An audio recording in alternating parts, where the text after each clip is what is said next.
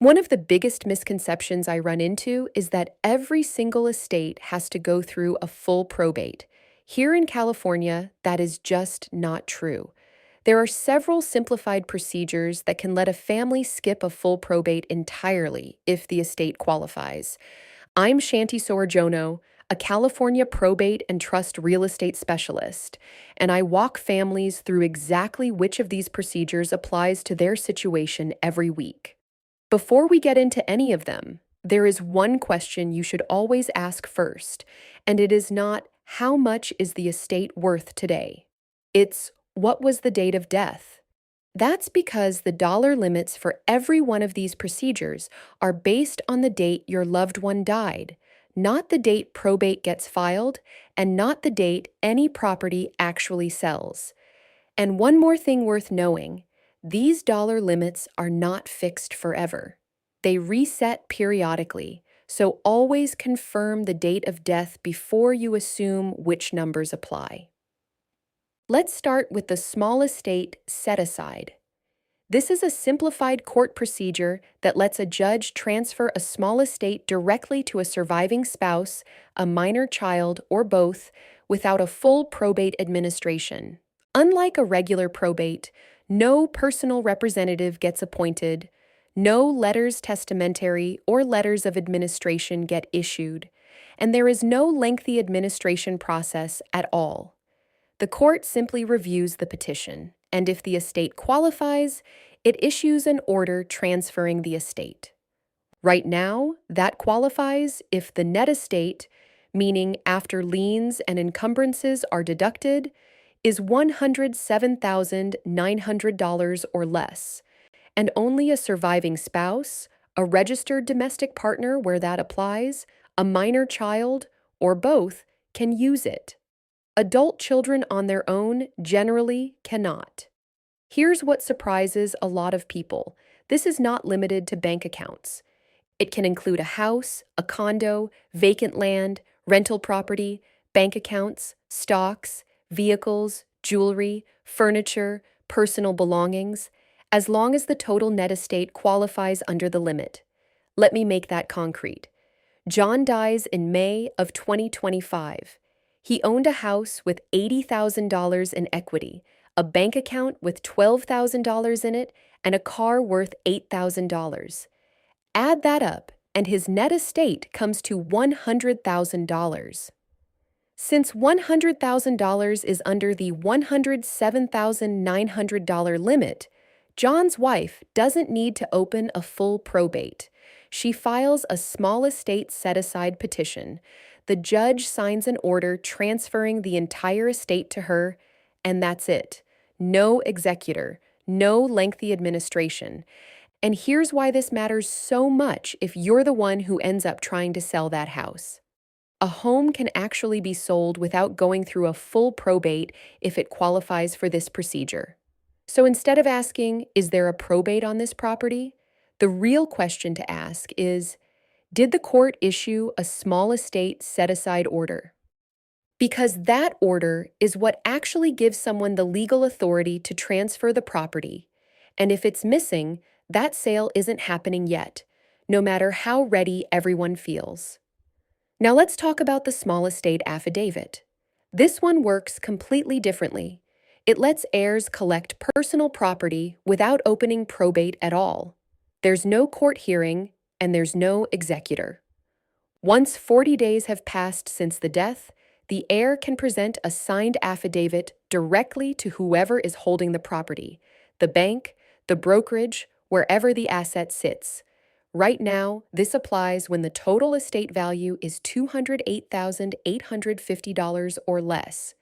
It can transfer bank accounts, stocks, brokerage accounts, refund checks, furniture, jewelry, and vehicles, subject to the DMV's own procedures.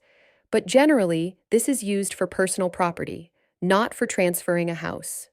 One related detail worth knowing here, when you're adding up an estate's value for any of these limits, unpaid salary or vacation pay owed to your loved one doesn't count toward the total, up to $20,875.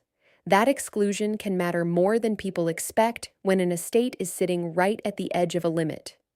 Here's how the small estate affidavit plays out in practice. Mary dies, leaving a checking account with $25,000, savings of $45,000, stocks worth $30,000, and furniture worth $10,000, a total of $110,000. Her son signs a small estate affidavit and hands it directly to the bank. No probate gets opened. No court hearing. He simply has the legal document the bank requires to release the funds. Next is one of the biggest recent changes in California probate law, the petition to determine succession to primary residence, known as a DE 310. If the person passed away on or after April 1st, 2025, heirs can use a simplified court petition for a primary residence valued at $750,000 or less, as long as all of the statutory requirements are met. Picture a primary residence worth $650,000 with a death in June of 2025.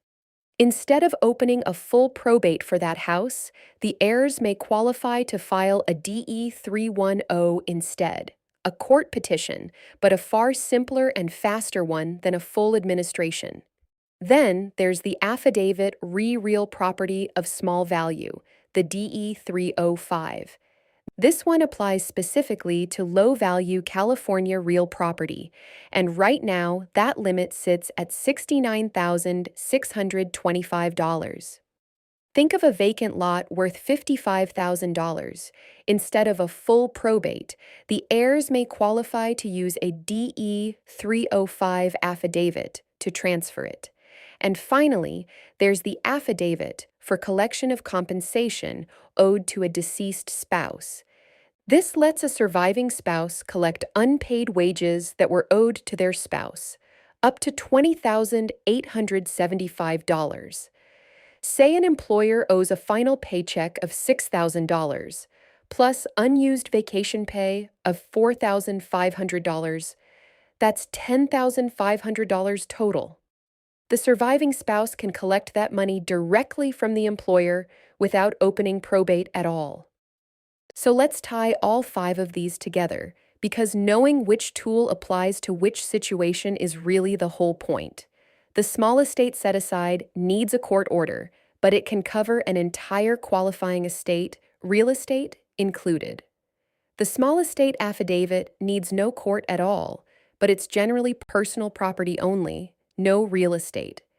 The DE 310 needs a court petition, and it only covers the primary residence. The DE 305 also needs a court filing, and it only covers qualifying low-value real property. And the wage affidavit needs no court, and it never covers real estate either way. If you only remember one thing from all of this, remember it this way. Sections 6,600 through 6,613, the small estate set-aside, exist for family protection. A court can transfer a qualifying entire small estate, real estate included, directly to a surviving spouse and their minor children. Everything else, sections 13,000 through 13,606, is about collection without a full probate. Different simplified tools depending on exactly what you're dealing with, whether that's bank accounts, a qualifying primary residence, low-value real property, or unpaid wages. One more time, because it really matters, everything in this video is general information, not legal, tax, or financial advice. I'm Shanty Soerjono, a California probate and trust real estate specialist, not an attorney. So please talk with a licensed probate attorney about your specific situation before you rely on any of these numbers or procedures. But if you're an heir, a surviving spouse, or an executor here in California, and there's a house involved in the estate, I'd be glad to help you figure out exactly which of these paths applies to you. Reach out for a free, no-pressure consultation. I'm Shanty Soerjono, and I'm here to help your family find the right next step.